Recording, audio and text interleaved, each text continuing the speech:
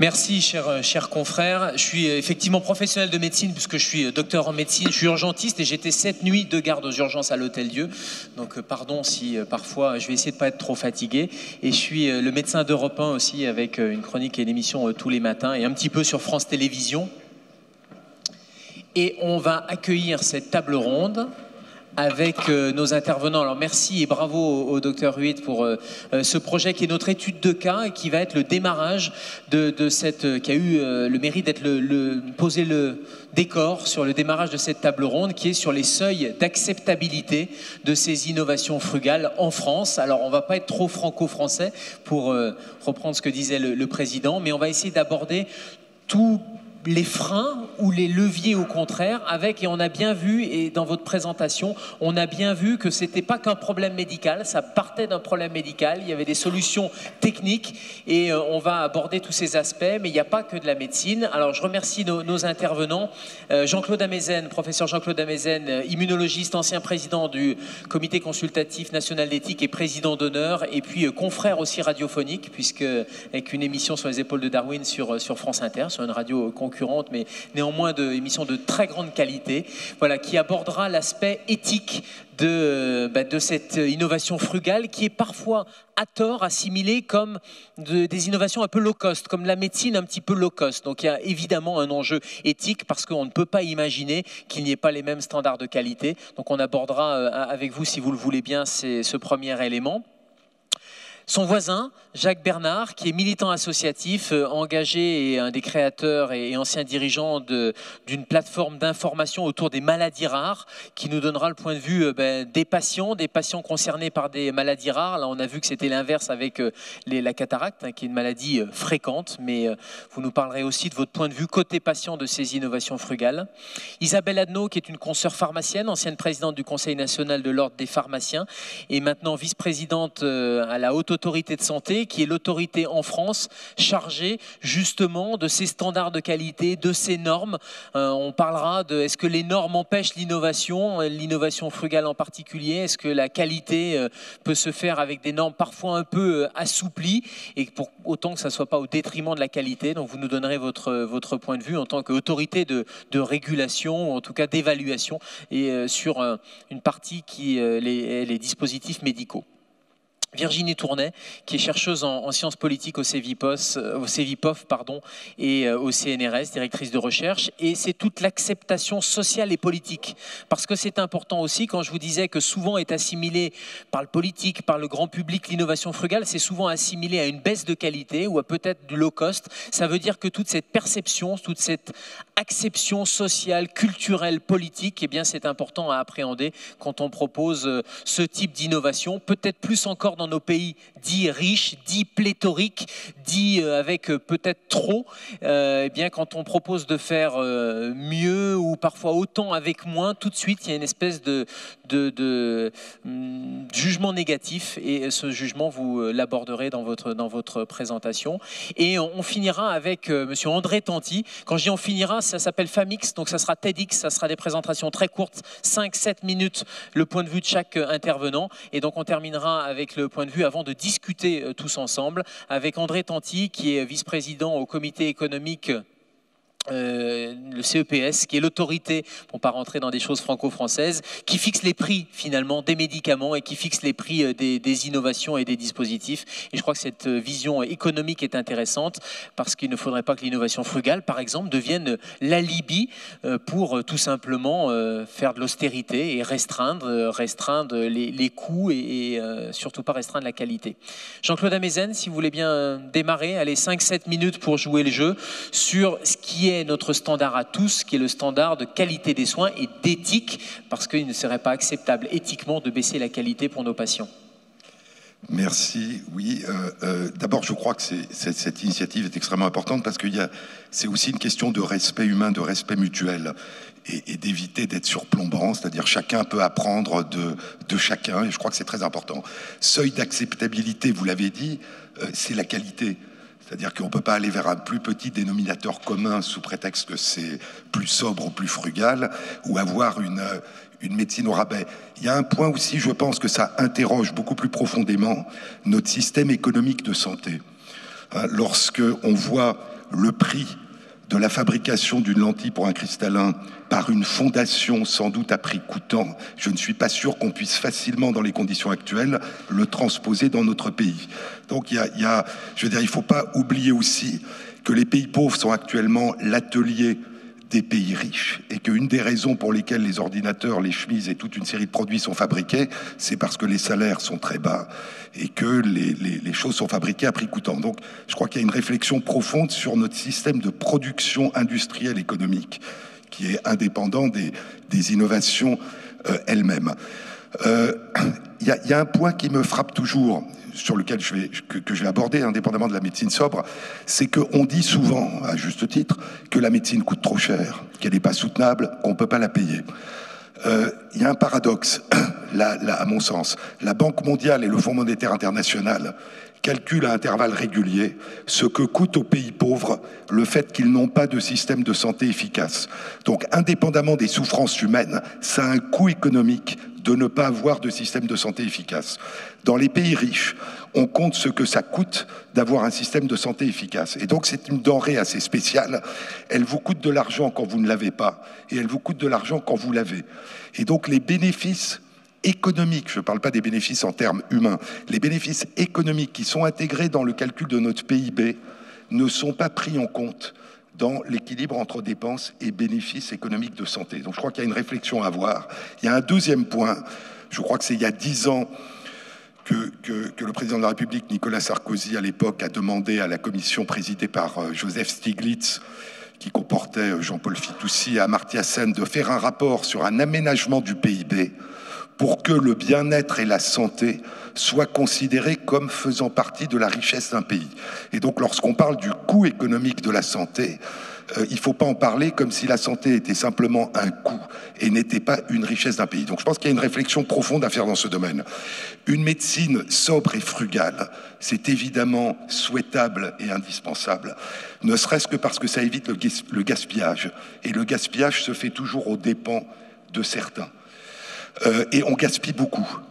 Il y a plein de questions qu'on peut poser. Est-ce que des brevets, par exemple, que des institutions de recherche français font et qui sont ensuite remboursés par l'assurance maladie française, est-ce que ça a véritablement un sens dans les dépenses de santé? Lorsqu'un hôpital se considère comme rentable parce qu'il fait beaucoup d'actes médicaux qui sont très chers, et ça veut dire en fait qu'il est très coûteux, est-ce que c'est une bonne notion de la rentabilité? Nous avons du mal à accepter traditionnellement des innovations en médecine sobre et frugale, même quand elles viennent de pays riches. Rappelez-vous que lorsque Warren et Marshall ont découvert que l'ulcère gastro-duodénal était dû à Helicobacter pylori et que 2 semaines de traitement par une pénicilline générique remplaçaient un traitement à vie, ça a mis 11 ans avant d'être accepté par une conférence consensus. Donc, les innovations de médecine sobre, frugale et efficace sont parfois difficiles à accepter pour toute une série de raisons qui seraient intéressantes d'analyser. Il y a un point qui me frappe, la plupart des innovations de ce que j'ai vu dans le programme, j'ai malheureusement pas pu assister, sont des innovations de médecine et pas de politique de santé. Il y en a une en particulier qui m'a frappé, qui revient souvent, c'est comment lutter contre les déserts médicaux. Il est évident que dans les pays pauvres, on manque de médecins.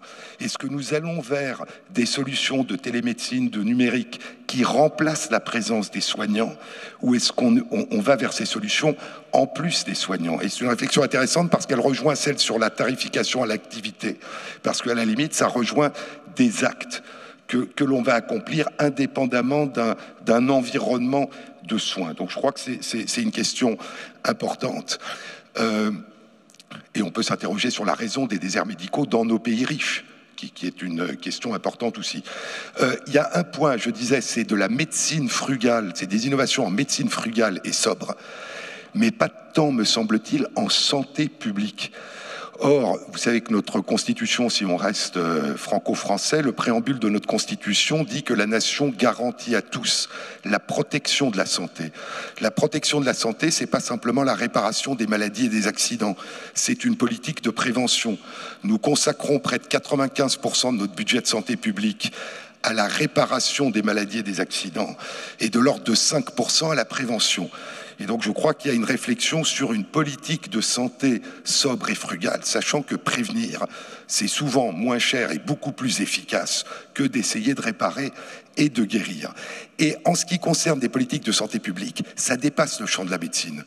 Dans notre pays, près de 50 000 personnes meurent chaque année de la pollution de l'air extérieur. 3 millions dans le monde d'après l'OMS. C'est pas de la médecine, c'est une politique de santé publique. On peut réparer, mais c'est en amont que ça se passe.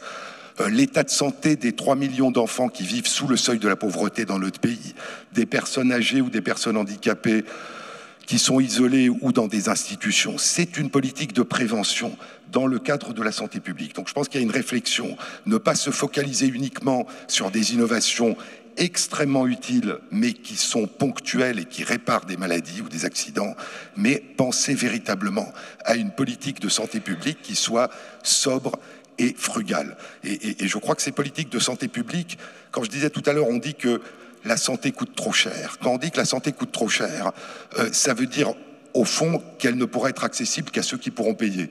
C'est comme si on modifiait notre préambule de la Constitution en disant que la nation garantit à tous ceux qui ont les moyens la possibilité de protéger leur santé. Donc je crois qu'il y a vraiment une réflexion. Je pense qu'une politique sobre et frugale, c'est une politique équitable et qui mérite d'être soutenable et durable parce qu'elle est équitable et qu'elle ne fait pas durer des drames. Un dernier point, je pense que ces réflexions d'égal à égal et où chacun peut apprendre de l'autre entre pays riches et pays pauvres, entre pays pauvres et pays riches, sont indispensables. Toutes les solutions originales, d'où qu'elles viennent, sont bonnes à prendre parce qu'elles ont été pensées dans d'autres contextes. Et il y a des choses que nous ne pensons pas parce qu'il nous semble que les choses vont de soi ou qu'elles sont faciles. Il ne faut pas oublier non plus l'effort des objectifs de développement durable qui visent à corriger dans les pays pauvres une situation qui globalement est désastreuse d'un point de vue sanitaire. Donc il faut à la fois adopter les innovations et puis aider. Et puis il faut les aider, ces pays pauvres, à éviter les erreurs que nous avons faites. Et donc cette démarche de politique de santé sobre et frugale, elle permet aussi de réfléchir rétrospectivement aux erreurs que nous avons faites et d'aider d'autres pays à ne pas passer par les mêmes étapes avant d'arriver à cette réflexion. Merci.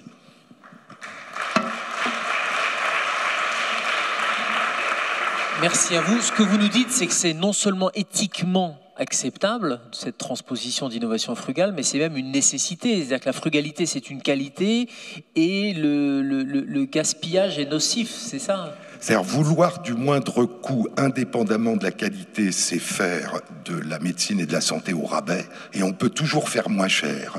Et malheureusement, dans certains pays, on ne fait pas cher du tout parce qu'il n'y a pas de système de santé. Inversement, gaspiller est quelque chose qui est absurde et qui est au détriment d'autres personnes dans nos pays et dans le monde. Et donc je crois que la sobriété et la frugalité est une vertu. C'est-à-dire faire le mieux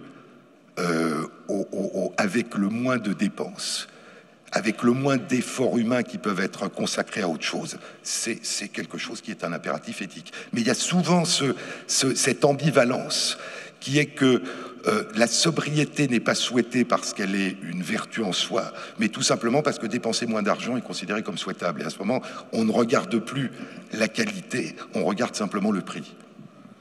Et on est culturellement vers du toujours plus vite et pas forcément vers du moins. Si vous voulez, le paradoxe, c'est que une grande partie de nos problèmes de santé sont dus à une absence de sobriété et de frugalité. L'obésité, le diabète, les maladies cardiovasculaires, c'est le fait que nous nous nourrissons mal, c'est le fait que nous avons une vie qui n'est pas sobre et frugale. Alors sobre et frugale, ça ne veut pas dire être sans domicile ou être pauvre, ça veut dire au contraire profiter au maximum de son environnement et de ses possibilités. Et nous avons des maladies qui, malheureusement d'ailleurs, et c'est pour ça que je disais que réfléchir à nos problèmes peut aider les autres à les éviter, qui malheureusement gagnent les pays pauvres aujourd'hui et qui sont des maladies du gaspillage et de la surabondance. On va enchaîner avec Virginie, si vous voulez bien, parce que l'enchaînement est assez logique. C'est-à-dire qu'on voit bien qu'il y a l'éthique, mais il y a le culturel autour, et puis il y a le politique, puisque évidemment, ce n'est pas que de la médecine et ce n'est pas que de la technique. Quel est votre point de vue sur cette innovation frugale et sur cette possibilité ou pas, j'espère que oui, de l'implémenter en France ? Alors cette belle expérience de l'Himalayan Cataract Project, je crois, nous enseigne quelque chose de fondamental. C'est que l'œil regarde avant tout avec sa culture. Alors ce que je veux dire par là, c'est que l'innovation, ce n'est pas simplement développer une nouvelle idée, mettre en œuvre de nouvelles idées, mais c'est aussi et avant tout parvenir à arrêter mentalement d'anciennes idées. Et ça, je crois que c'est un sacré défi de nos pays développés. Hein, on l'a vu avec, par exemple, la lutte d'associations de malades contre certaines formes d'inertie institutionnelle. Et il est vrai que de nombreux pays en voie de développement sont beaucoup plus flexibles, présentent beaucoup plus de flexibilité à cet égard. Par exemple, le fait de pouvoir passer directement à la téléphonie mobile sans passer par la téléphonie fixe. Donc il y a énormément d'exemples d'innovation rapide dans les pays en voie de développement liés au fait qu'ils n'ont pas les mêmes types d'inertie institutionnelle que nos pays. Alors, qu'est-ce que ça nous apprend? Ça veut dire que si on veut vraiment déconstruire nos politiques de santé, il faut non seulement prendre en compte les gestes techniques, les savoir-faire techniques, tout ce qui est à la pointe, mais aussi être en mesure de déconstruire mentalement nos codes culturels, notre culture institutionnelle qui accompagne et qui coordonne les pratiques techniques. Et ça, c'est vraiment un travail extrêmement fastidieux. Et une solution, ça serait de pouvoir repenser le concept d'innovation et de le sortir notamment de cette idée que ce qui est innovant, c'est tout ce qui est à la pointe technologique, ce qui est à la pointe des technologies. Je crois qu'il faut plutôt envisager l'innovation comme un système complexe ouvert, c'est-à-dire finalement presque comme un organisme vivant qui serait composé au moins de 3 ingrédients. Et on l'a vu avec cette présentation de l'Himalayan Cataract Project, il y a dans l'innovation tout d'abord le système d'acteurs qui portent l'innovation. Il y a ensuite la matérialité, les dispositifs techniques de l'innovation. Et il y a un 3e ingrédient qu'on oublie assez facilement, c'est tout ce qui relève des logiques symboliques. Alors par logique symbolique, ce sont toutes les valeurs qui sont associés à l'innovation et qui supposent donc des enjeux de perception, des enjeux d'ancrage territoriaux extrêmement différents. Alors, en plus, je pense qu'on est aujourd'hui dans un système d'autant plus ouvert que nous sommes dans un monde globalisé où les frontières sont de plus en plus poreuses, ce qui fait que toute culture locale est de plus en plus tributaire de la circulation globalisée des biens, des services et des personnes. Donc, en fait, c'est véritablement l'échange, la coopération qui donne consistance au monde, qui donne consistance au local. Alors, qui dit échange suppose de prendre en compte à la fois l'efficacité des pratiques, mais aussi la perception de la qualité des services. Et c'est là où tout se complique. Parce que quand il est question de perception, intervient forcément l'humain dans toute la complexité et dans tout le paradoxe de ces comportements. Alors, les conséquences sont les suivantes. C'est-à-dire que finalement, l'efficacité technique, les standards qualité, on aura beau les améliorer, ce ne sera jamais suffisant pour décider de l'acceptabilité sociale d'une technologie. Alors, pour vous donner un contre-exemple, je prendrai tout ce qui relève du tourisme thérapeutique. Donc, c'est-à-dire ces pratiques qui consistent de se rendre à l'étranger pour bénéficier de traitements expérimentaux qui sont plus ou moins légaux, qui sont plus ou moins homologués, qui sont souvent des traitements de la dernière chance. Et là, vous avez un contraste extrêmement saisissant entre le faible niveau d'exigence technique, le faible niveau d'assurance qualité, de standard qualité d'une part, et de l'autre, la forte désirabilité sociale de rejoindre ce type de tourisme. Donc, ce que je veux dire par là, c'est que l'exigence sociale, l'exigence publique des standards qualité dépend de tout un tas de facteurs qui peuvent aller effectivement de la trajectoire personnelle, qui peuvent aller des différents types de codes culturels, mais aussi de la force de l'inscription institutionnelle des pratiques. Si on prend le cas de la chirurgie de la cataracte en France, la difficulté, le verrou pour modifier ce type de pratique, c'est que c'est une pratique chirurgicale qui est reconnue, identifiée comme étant fiable, extrêmement routinisée, qui touche près d'un Français sur 2 au cours de la vie. Donc il est très difficile d'induire du changement dans des pratiques qui sont déjà extrêmement bien routinisées et acceptées par l'opinion publique. Donc ça, c'est un paramètre, vraiment ce qu'on appelle en sciences politiques la path dependency institutionnelle, c'est-à-dire l'inscription forte d'une pratique est très difficile à modifier, même si avec le temps, on se rend compte que cette pratique pourrait être améliorée. Donc ça, c'est un point qui est assez important. Et donc, je crois que tout l'enjeu, c'est vraiment, pour faciliter le transfert d'innovation, de prendre en compte les 3 composantes, qui sont vraiment le système d'acteurs, la matérialité des dispositifs techniques et les logiques symboliques qui accompagnent l'innovation, de les faire coévoluer ensemble pour associer toujours une meilleure qualité à la multitude finalement des codes culturels qu'on rencontre. Alors évidemment, la grande difficulté, c'est que ça passe pas uniquement par le jugement rationnel, mais ça suppose tout un tas de médiation sensible, sensorielle, qui doit amener progressivement le citoyen à avoir confiance, à se sentir proche de cette nouveauté. Et ça, c'est tout le pari de nos politiques de santé. Merci.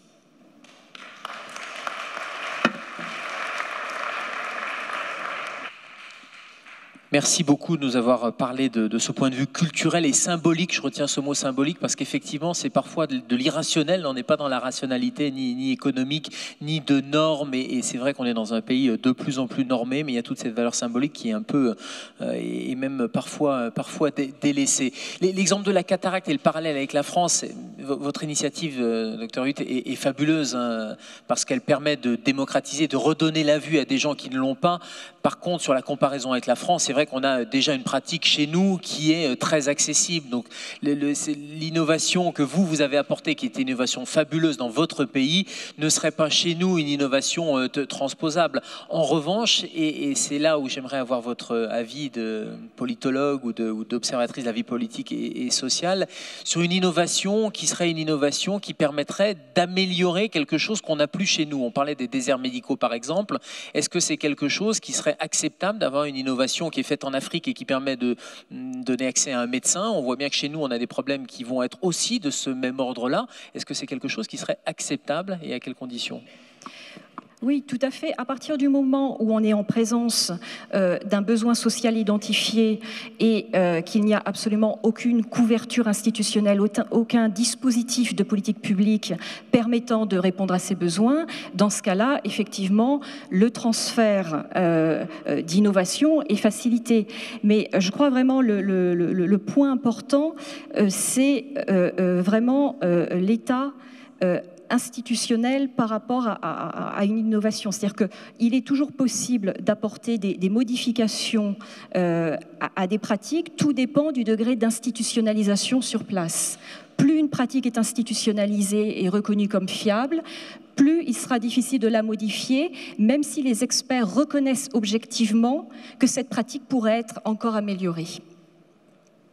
D'aucuns disent qu'il faut attendre le chaos pour pouvoir implémenter justement l'innovation frugale parce que ça devient là une nécessité, c'est-à-dire qu'il n'y a pas d'alternative. Oui, alors dans le cas effectivement des déserts médicaux, là effectivement je pense qu'il y a vraiment un champ d'application d'innovation frugale d'innovation ouvert et je pense que c'est vraiment tout l'intérêt de cette rencontre, c'est de mobiliser, de sensibiliser à ce type d'initiative. Et il faut le rendre, pardon du côté prosaïque, il faut le rendre sexy, parce que ce que nous disait Jean-Claude Amezen, c'est que la frugalité, c'est pas très sexy. Actuellement, c'est pas forcément quelque chose qui est vendeur ou vendable par le politique, notamment. Pour ajouter quelque chose, les innovations acceptées sont légion dans toute une série de domaines. Prenons le domaine du cancer, ça n'a cessé d'innover, heureusement, depuis 20 ans. Donc, c'est pas qu'il y a une difficulté à accepter l'innovation. Je pense qu'il y a une suspicion, à la limite, a priori légitime, quand on vous dit que vous pouvez avoir la même chose pour moins cher. Et donc la question c'est, est-ce que c'est vraiment la même chose pour moins cher ou est-ce que c'est moins bien pour moins cher? Donc je ne crois pas que c'est une vision symbolique de l'innovation. On est au contraire presque drogué à l'innovation. On achète des choses ou on prend des traitements pour la seule raison qu'ils sont nouveaux, comme si le fait d'être nouveau était une vertu, en fait. Je pense que la question, c'est une réflexion profonde au niveau de la société sur le fait qu'une innovation en matière de coût, quand elle donne une efficacité égale, voire supérieure, je veux dire, n'est pas quelque chose qui est fait au détriment des personnes, mais au contraire, au bénéfice individuel et collectif. C'est ça le véritable problème. Et là, il y a une représentation symbolique évidente, et on l'a vu avec les génériques. Je veux dire, dès que les génériques remplacent une marque, il y a tout de suite une suspicion. S'il n'y a pas la marque, s'il n'y a pas le prix, si c'est moins cher, est-ce que c'est pas moins bon? Donc je crois qu'il y a une véritable réflexion à faire. Et malheureusement, dans les pays riches, il y a cette idée que plus c'est cher, mieux c'est. Et donc ce qui est... Et surtout en santé. Non, mais dans tous les domaines. C'est-à-dire, si un tableau est cher, il est sûrement d'un point de vue artistique meilleur qu'un tableau qui est moins cher. Donc si on vit dans une société où le critère, c'est le prix, c'est difficile, ça demande un véritable effort culturel de montrer que le critère, c'est pas le prix, c'est la qualité. Et que lorsqu'on peut avoir la même qualité à moindre prix, eh bien c'est quelque chose qui est un bénéfice. Et là, il y a vraiment un problème culturel qui n'est pas celui de notre pays, qui est celui de tous les pays riches de la planète. Prenez l'exemple des États-Unis. Les dépenses de santé des États-Unis sont supérieures aux nôtres et leur espérance de vie et leur qualité moyenne de vie est moins grande. Mais on dit que c'est un bon système parce qu'il est cher. Alors il est bon pour certains, pour ceux qui peuvent le payer. Mais vous voyez cette idée que si c'est cher, c'est bon, elle est vraiment ancrée dans nos cultures. Et donc une des solutions, c'est d'introduire des normes de qualité. Et ces normes de qualité, qui en est garant ou qui les évalue, c'est entre autres la Haute Autorité de Santé. Isabelle Adno, est-ce que vous voulez bien nous donner votre point de vue sur ces innovations frugales et ces seuils d'acceptabilité en France? Parce que ça passerait peut-être par, assez paradoxalement, plus de normes et moins normes. C'est-à-dire plus de normes, en tout cas des normes basées pas sur le toujours plus, mais sur des normes qui tiendraient vraiment compte de cette qualité intrinsèque du produit ou du dispositif. Alors avant de répondre directement à votre question, Gérald, et n'y voyez pas une attaque à l'homme de médias que vous êtes, mais je ne pourrais pas commencer mes propos sans dire que, alors que les médias nous rabâchent à longueur de journée des choses qui sont vraiment pas très sympathiques et nous cassent le moral, de venir ici ce matin et de voir les exemples que l'on a vus, quel bonheur, et un grand merci à tous ceux qui l'ont fait. Alors, effectivement, la Haute Autorité de Santé, en matière de dispositifs médicaux, nous, ce qu'on regarde, c'est pour le coup absolument pas le prix. Absolument pas. Le seul critère que nous avons, c'est l'utilité, le bénéfice pour le patient. Alors il peut être soit thérapeutique, soit d'amélioration de qualité de vie, soit organisationnel pour le système de la santé, pour divers critères. Alors vous parliez normes, et c'est vrai que la question de toutes ces normes, pour tout ce qui est dispositif médical, en fait c'est pas franco-français, pour le coup c'est européen. Il y a un règlement européen qui donne des normes qui sont en matière de qualité et de sécurité, parce que forcément c'est assez important pour chacun d'entre nous, et qui, bon an mal an, sont à peu près pareils dans toutes les agences au niveau mondial. Comme on est en train de parler de faire moins cher et mieux, je voudrais parler d'un certain type de dispositifs médicaux. Ce sont les dispositifs médicaux connectés, qui, à mon sens, vont révolutionner les systèmes de santé, les organisations des systèmes de santé, et énormément de choses.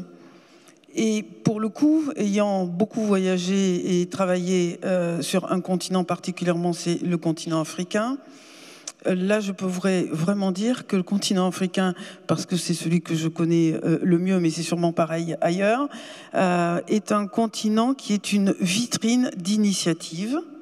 Et qu'en France, j'aimerais vraiment bien que l'on ait certaines choses qui sont dans certains pays. Je donne quelques exemples. Quand vous avez en Côte d'Ivoire des SMS, parce que le Internet, c'est pas par Internet que ça passe par le téléphone, hein, c'est la M-Santé, et en France, on en a besoin. On pourra reparler des questions de télésurveillance et d'expérimentation sur le sujet.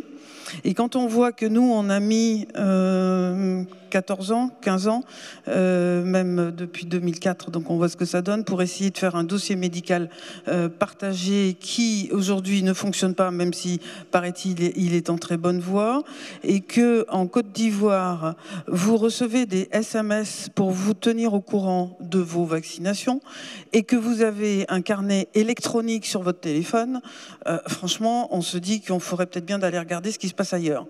Quand en Éthiopie, vous avez des exemples sur des applications vraiment particulières pour des suivis de femmes enceintes, c'est pareil.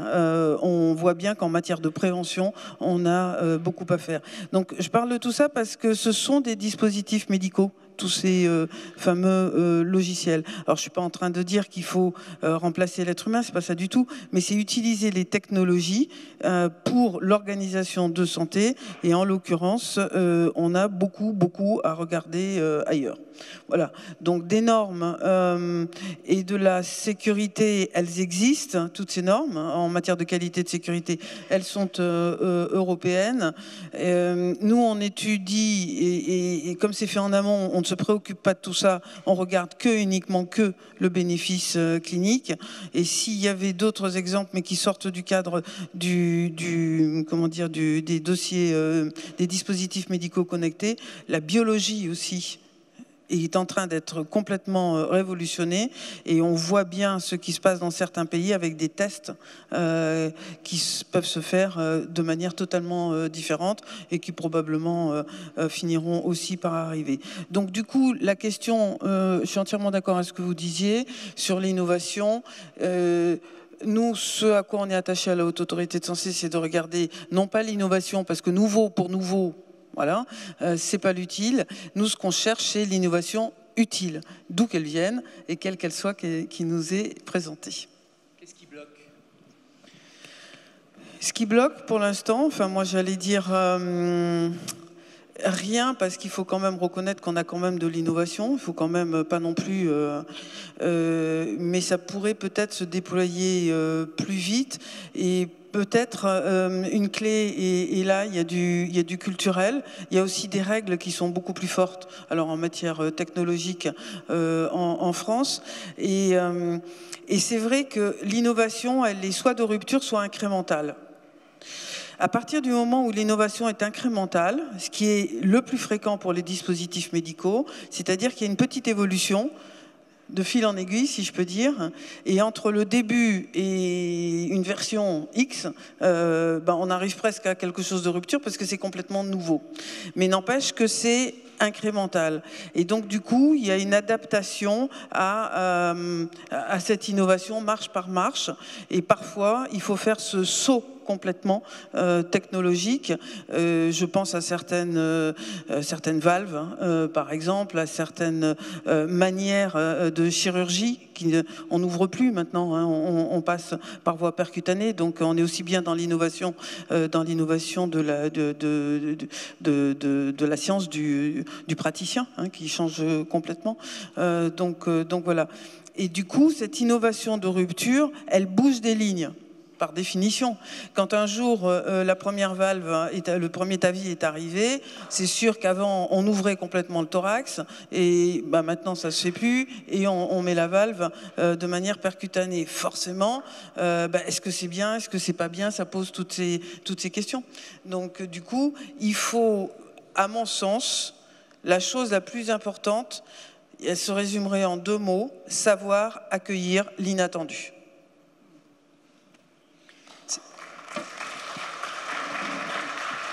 Merci pour cette vision. On aura l'occasion d'échanger encore. Je voudrais le point de vue du patient. Jacques Bernard est un patient représentant des patients au sens général et générique et des maladies rares en particulier. Vous, l'innovation frugale, comment vous l'accueillez? Je voudrais vraiment votre point de vue de non-professionnel sur ce sujet-là.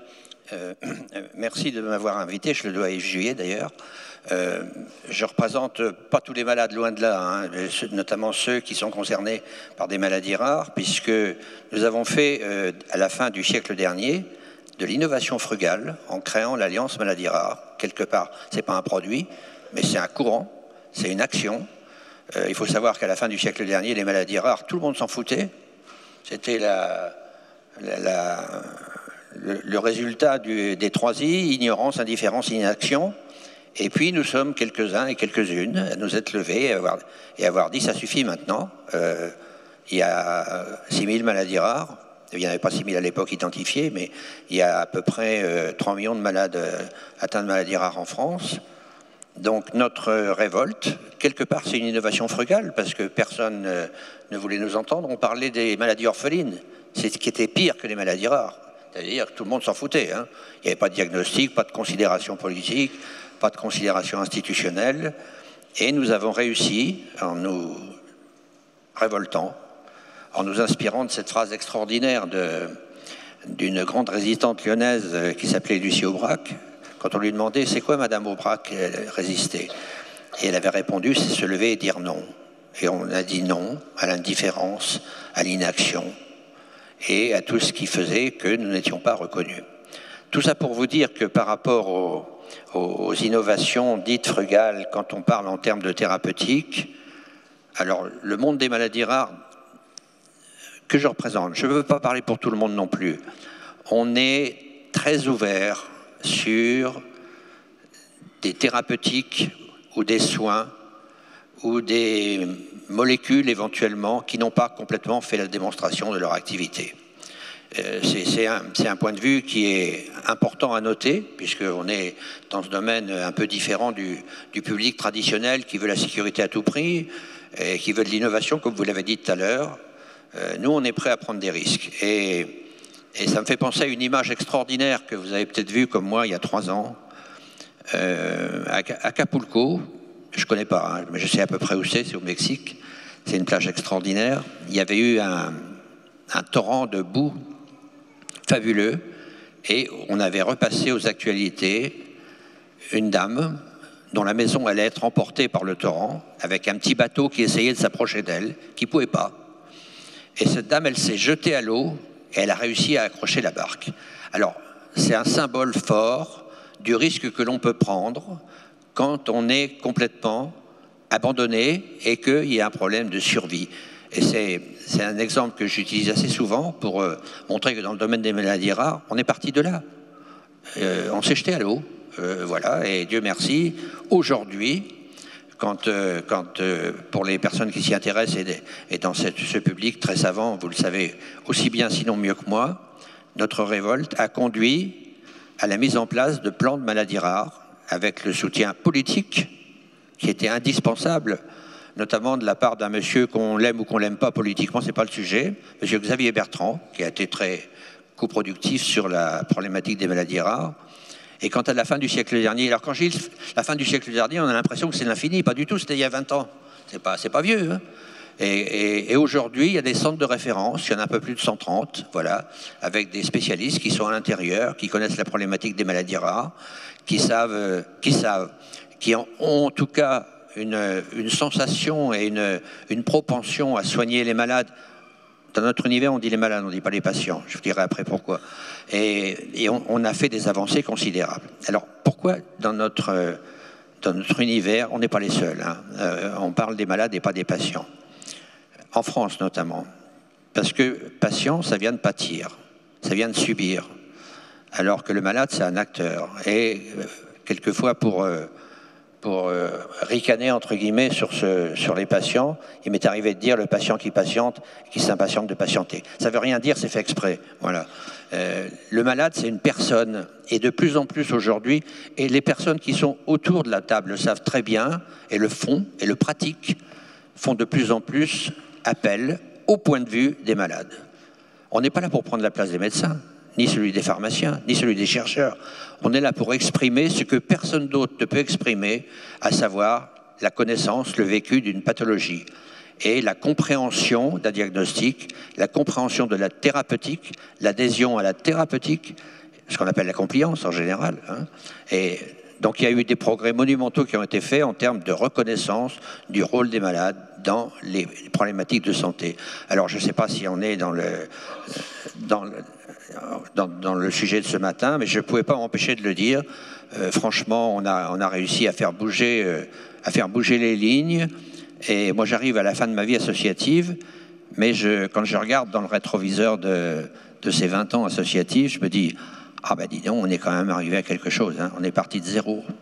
Et aujourd'hui, il y a plus de 130 centres de référence et peut-être un 3e plan qui devrait sortir bientôt.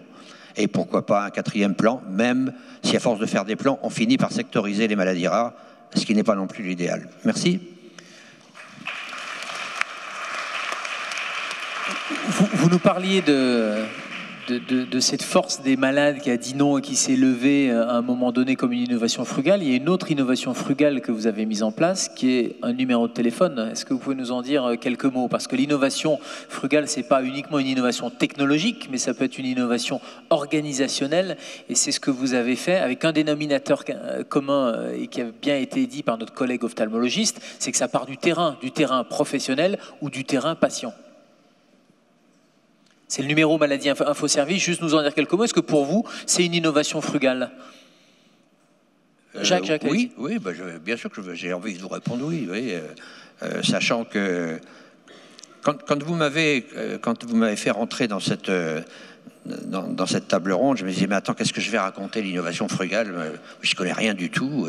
Et puis, à force de parler à gauche et à droite, on m'a dit, mais tu t'en rends pas compte, puis tu en fais toi-même depuis des années de l'innovation frugale avec ta révolte de citoyens, révolte contagieuse positivement.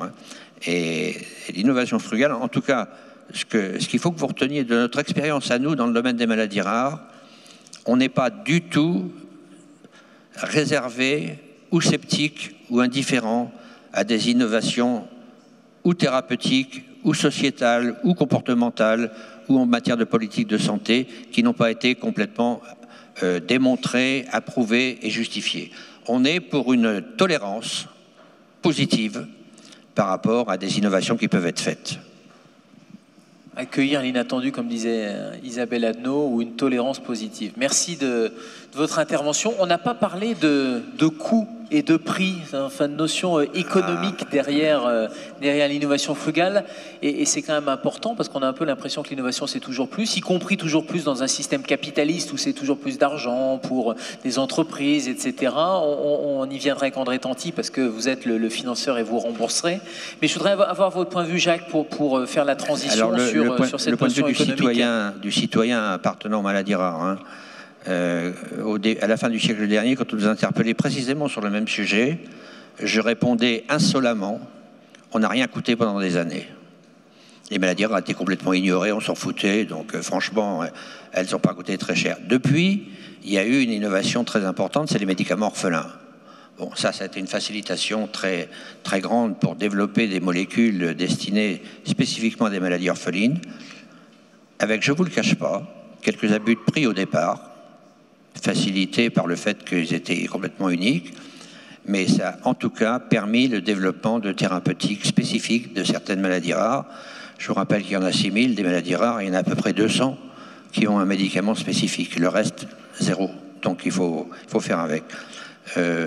Et puis l'autre question, c'était quoi? Pardon. Non, c'est sur le modèle. Est-ce que l'innovation frugale est compatible avec un modèle économique finalement capitaliste? Oui, mais bon, alors je pourrais faire le citoyen basique en disant c'est pas mon problème, il y a les remboursements et tout ça. Pas du tout. On est conscient des coûts et on n'est pas complètement fanatisé par le fait que il faut que ça soit nouveau pour que ça soit bon. Si c'est pas cher, c'est pas bon. Non, on a quand même des caractéristiques de citoyen français, mais on n'est pas du tout perturbé par le fait qu'une innovation frugale puisse coûter moins cher qu'une autre et puisse faire des économies de santé. Parce que dans le domaine de la santé, ça a été dit ce matin d'ailleurs, hein, il n'y a pas que la thérapeutique, il n'y a pas que les soins, il y a aussi maintenant de plus en plus un modèle sanitaire qui est à découvrir, qui est à développer, notamment dans les maladies rares, y compris, c'est la prévention. Et ça, il y a encore du travail à faire là-dedans.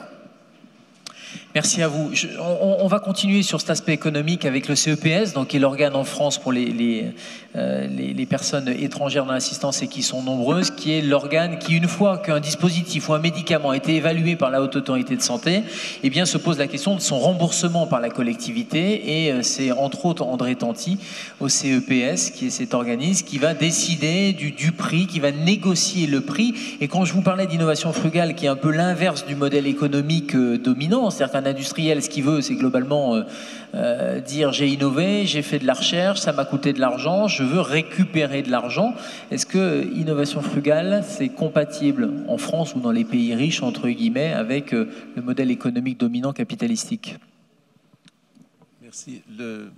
Moi, je commencerai par vous dire que la frugalité est notre quotidien, puisqu'en définitive, et je crois que nous l'avons progressivement instillé à l'ensemble des industriels, c'est que on accepte les innovations, on prend toutes les nouvelles innovations, mais à condition qu'elles apportent quelque chose.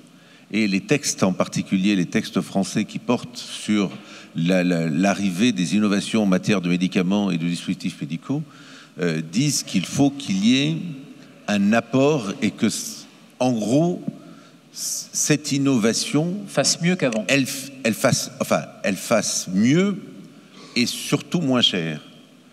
Voilà. Donc ça veut dire que l'idée qu'on a que ça coûte toujours plus cher ou que la nouvelle innovation est toujours plus chère n'est pas toujours quelque chose qui existe. Il y a un certain nombre d'innovations technologiques qui arrivent sur le marché dont on n'est pas certain qu'elles ont une efficacité extraordinaire et qu'on sait qu'elles ne vont pas arriver sur le marché parce qu'elles n'auront pas le prix pour rentrer sur le marché. Je crois qu'on s'est mis en place, et les dispositifs qui ont été mis en place dans les différents pays développés, en n'oubliant pas que c'est souvent cher chez eux parce qu'ils financent la recherche et parce qu'ils achètent le prix de pouvoir en bénéficier un peu plus tôt que les autres. C'est un système qui fonctionne de cette manière-là. Un certain nombre de pays développés ont la chance de bénéficier souvent des innovations au départ parce qu'ils acceptent de les payer un peu plus cher. Et la question qui peut se poser, et des décisions qui ont été prises ces derniers jours, peuvent poser la question de qui demain acceptera de continuer à payer les innovations. Parce que lorsque l'on regarde ce qui s'est passé au cours des 20 dernières années, ou même des 50 dernières années, et qu'on regarde tous les chemins qui sont encore ouverts et tout ce que l'on entend. Isabelle Adno a parlé tout à l'heure de tout ce qui va être connecté.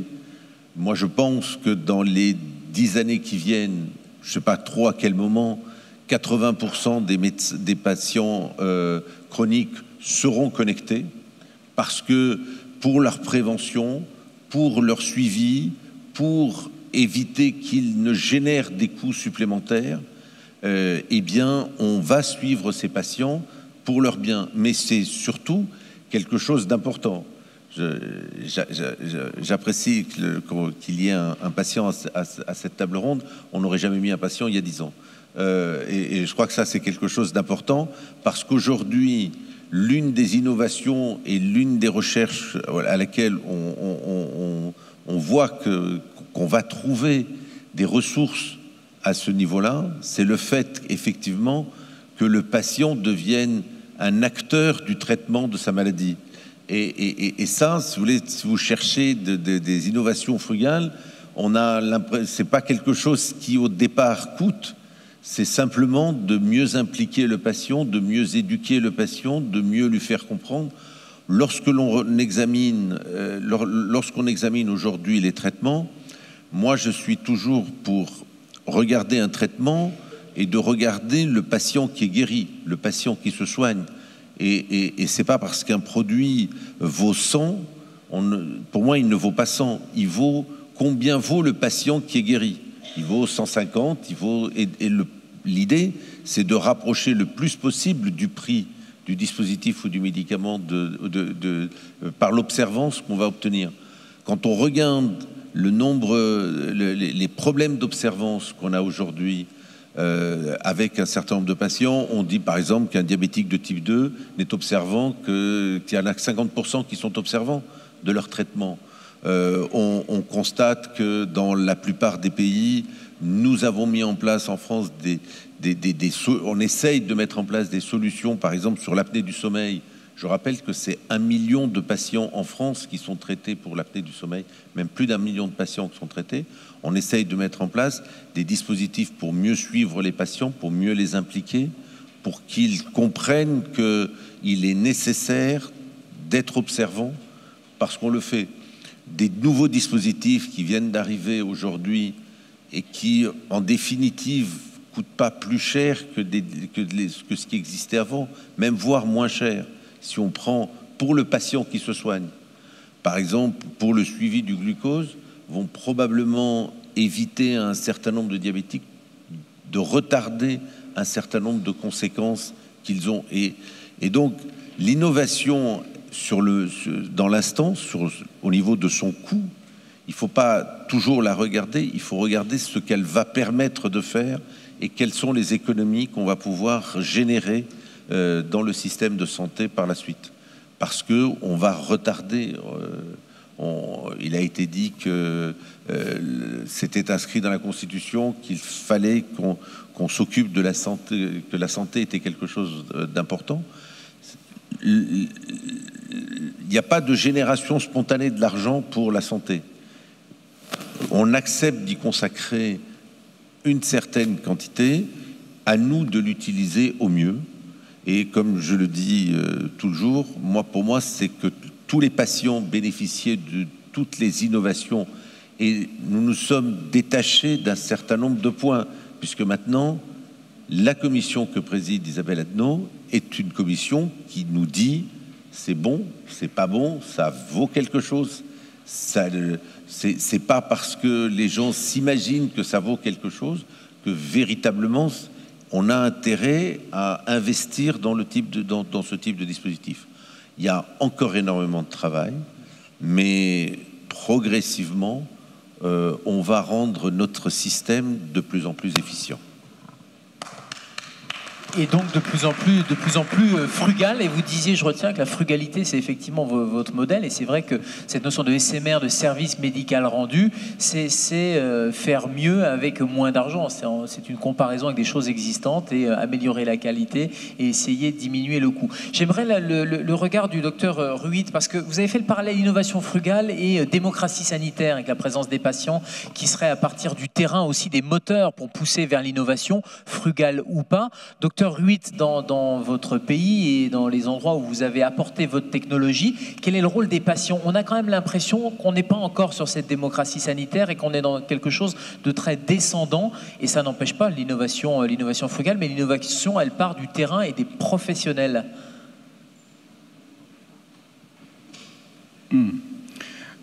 Thank you. And I would rather go by saying that Eh bien, je commencerai en disant que tout ce que nous faisons n'est pas forcément transposable, mais néanmoins, nous en parlons. Nous parlons de nos techniques dans d'autres pays. Et parfois, c'est transposable. Je vais vous donner un peu de contexte historique. Lorsqu'on a commencé à travailler sur la chirurgie de la cataracte au début des années 80 et 90, on avait beaucoup d'aide de la part de nos collègues du Népal, également de collègues des pays occidentaux. On nous disait c'est compliqué, vous allez rencontrer des obstacles, c'est très coûteux, etc.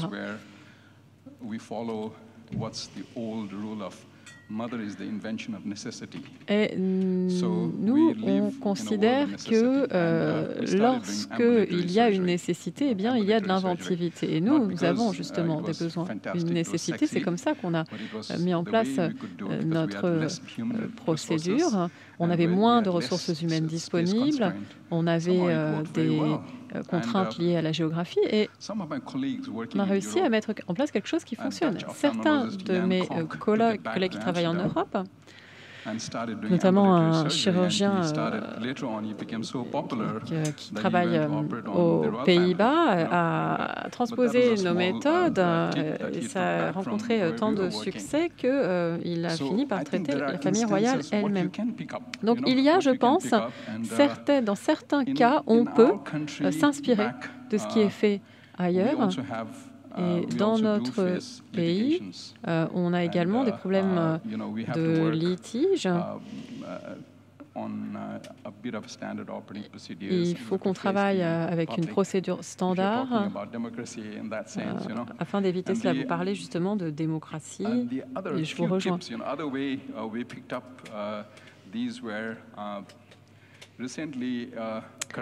Un autre exemple, récemment, des collègues ophtalmologiques m'ont demandé d'écrire un article sur le rôle de ma technique dans le monde développé. Donc j'ai écrit cet article. Je pense qu'il est important de mener ces procédures dans des cas très avancés et dans cette partie du monde. C'est quelque chose d'essentiel. Il faut souvent, lorsque la cataracte est extrêmement avancée, les procédures que l'on utilise sont un désastre. Mais notre technique peut, dans ces cas-là, aider. Moi, je pense que nos jeunes stagiaires qui travaillent avec nous doivent vraiment être formés aux techniques manuelles. Il faut vraiment les exposer aux cas, aux machines que l'on utilise. Parce que lorsqu'il y a des complications, ils ne savent pas comment réagir. J'ai parlé de tout ça au Royaume-Uni, notamment comment repenser la formation de nos jeunes collègues. Et il faut qu'on s'inspire plus les uns des autres et non seulement il faut apprendre aux gens comment pêcher du poisson, mais ensuite comment vendre le poisson. Ensuite, c'est comme ça qu'on va réussir dans le monde dans lequel on vit. Donc il y a vraiment on a toutes sortes de missions en dehors de notre technologie, la technologie qu'on développe. Un peu provoque quand même sur vos implants de cataracte qui coûtent $4 alors que ça coûte chez nous, ça coûtait $100. Comment c'est financé et est-ce que c'est pas parce que c'est vendu ailleurs des centaines de dollars que ça permet de financer justement des implants à bas coût ou en tout cas de réduire les coûts? Alors, lorsque j'ai commencé à faire des recherches sur les obstacles à la chirurgie, c'était notamment à cette époque-là le coût de la lentille intraoculaire, on était à plus de $100.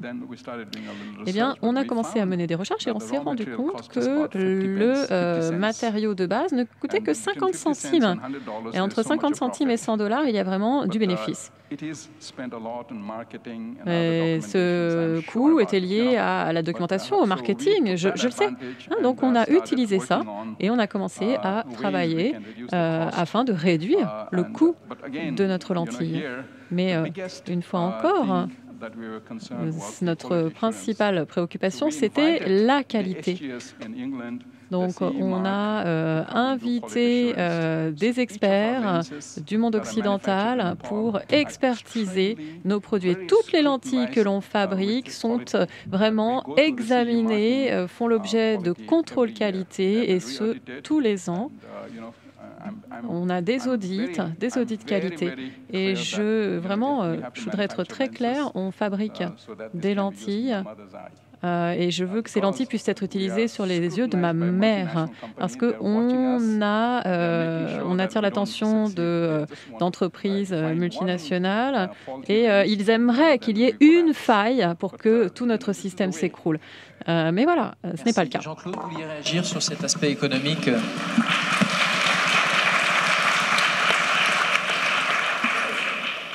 Oui, je crois que c'est important. Encore une fois, comme je disais, ça nous amène à penser. Le comité consultatif avait commencé en 2016 une réflexion sur la question du prix du médicament et donc justement du coût de l'innovation en santé. Et je crois qu'il y a une véritable réflexion. Vous dites 50 centimes au lieu de 100 $. Si ma mémoire est bonne, les trithérapies, quand elles ont été mises sous le marché sous forme générique, coûtaient 200 fois moins que le produit tel qu'il était vendu. Donc il y a la question du retour sur investissement qui est le brevet. Il faut se rappeler quand même que l'industrie pharmaceutique de mémoire est l'industrie dans le monde dont les bénéfices par rapport au chiffre d'affaires sont les plus importants, plus que l'industrie pétrolière. Et donc, est-ce que les médicaments, les dispositifs sont des produits comme les autres à partir du moment où la collectivité les rembourse? Ou est-ce que c'est autre chose? Quel peut être le rôle des fondations? Quel peut être le rôle? La détermination du prix, c'est assez étrange, elle se fait pays par pays vis-à-vis d'industries qui les vendent dans le monde.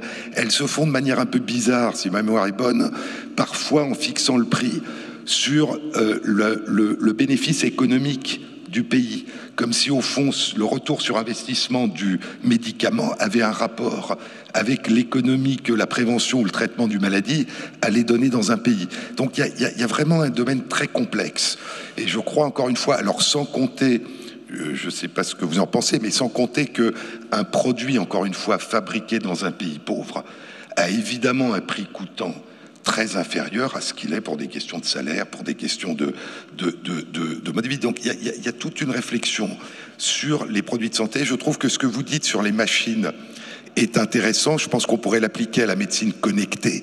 C'est-à-dire que c'est un bénéfice considérable jusqu'au moment où ça devient un substitut et où on perd la capacité d'intervenir humainement parce qu'on fait trop confiance à ce qui est automatique, que ça soit médecine ou machine ou connexion. Donc je crois qu'il y a une véritable réflexion. Je pensais en vous écoutant d'ailleurs sur les associations de patients, sur le rôle essentiel des associations de patients. Les associations de patients sont nées pendant une pandémie qui a touché à la fois les pays riches et pauvres, qui était le sida.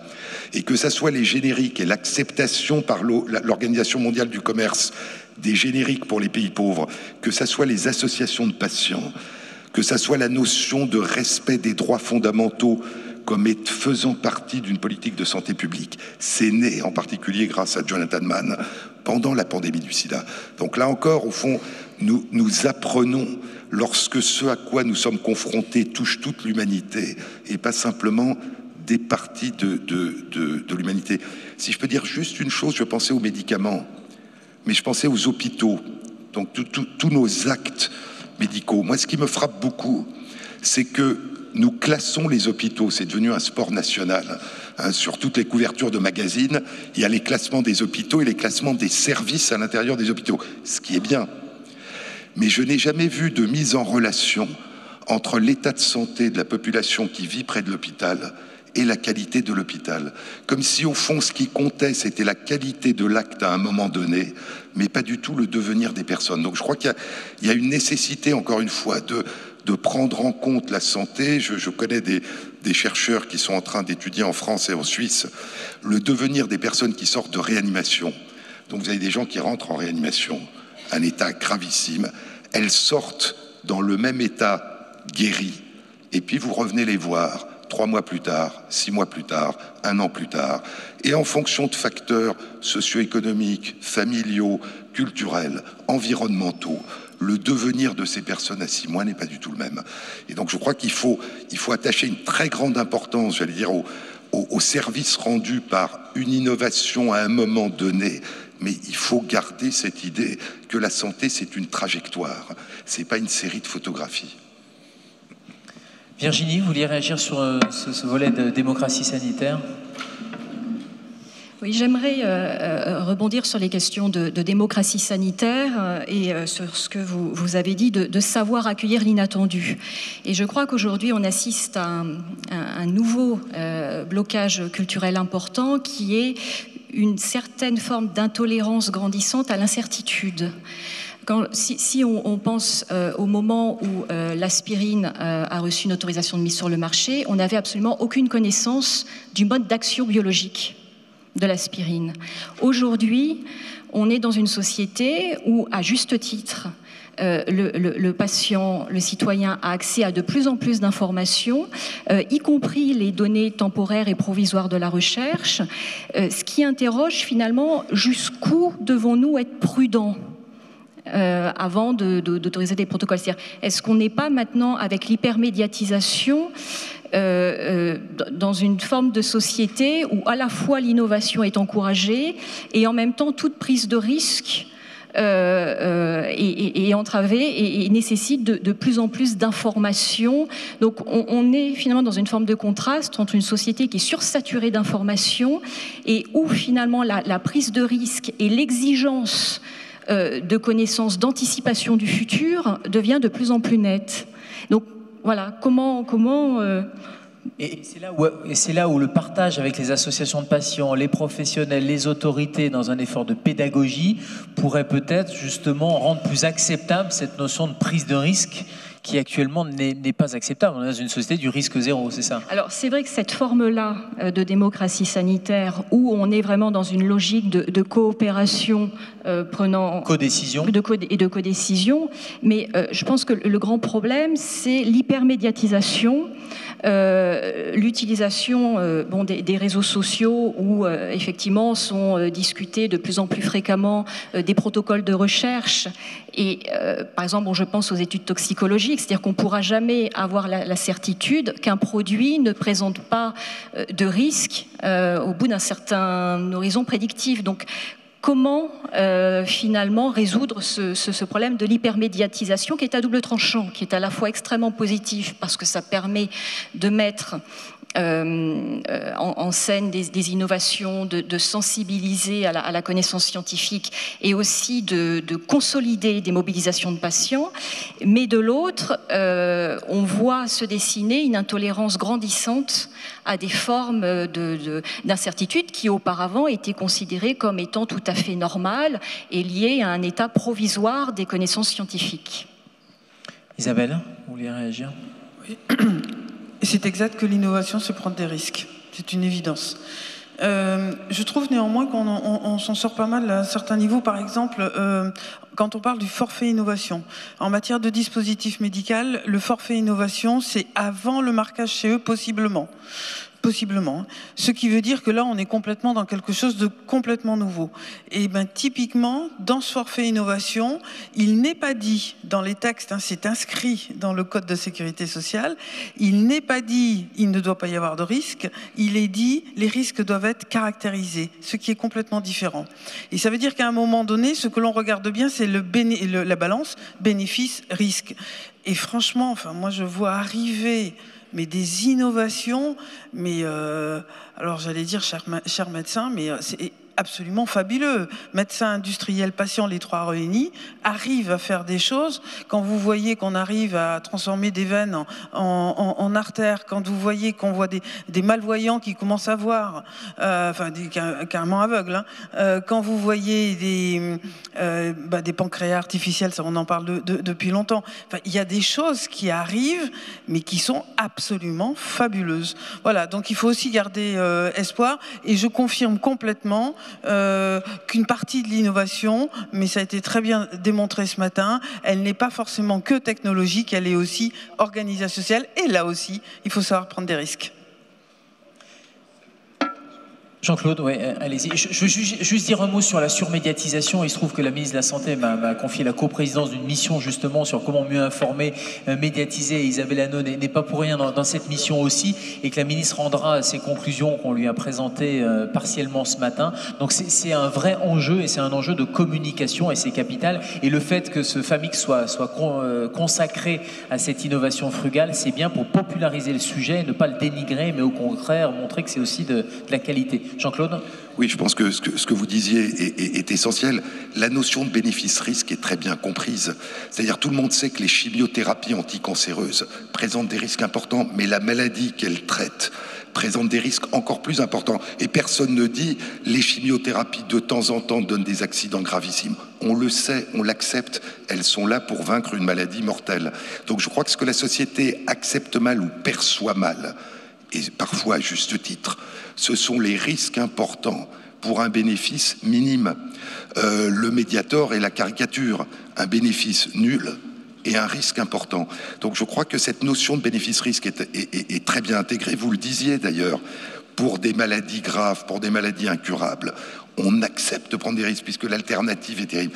Mais il me semble que la surmédiatisation, elle ne porte pas sur des maladies, sur des médicaments qui présentent des risques ou des procédures chirurgicales qui présentent des risques pour des maladies extrêmement graves. Elle porte sur cette zone grise où il y a des risques et où le bénéfice n'est pas forcément perceptible. Alors il y a en plus, je pense que c'est une question de culture, cette fois scientifique minimale, il y a le fait que la médecine fondée sur les preuves est une médecine fondée sur les statistiques. Les preuves sont statistiques. Et donc, lorsque l'on parle de risque et de bénéfice, c'est toujours pour une proportion de personnes. C'est pas pour la personne elle-même. Et donc, dans ce cadre médical, si un risque est de tant de pourcents, c'est pas tant de pourcents pour la personne. Pour la personne, c'est oui ou non. Ça veut dire que sur 100 personnes, il y aura 2 ou 3 ou 10%. Et donc ça, c'est aussi quelque chose qui mérite d'être réfléchi et compris. C'est que l'évaluation de l'efficacité et des risques de la médecine est faite sur ce qu'il y a de plus solide dans le domaine, c'est-à-dire sur des statistiques.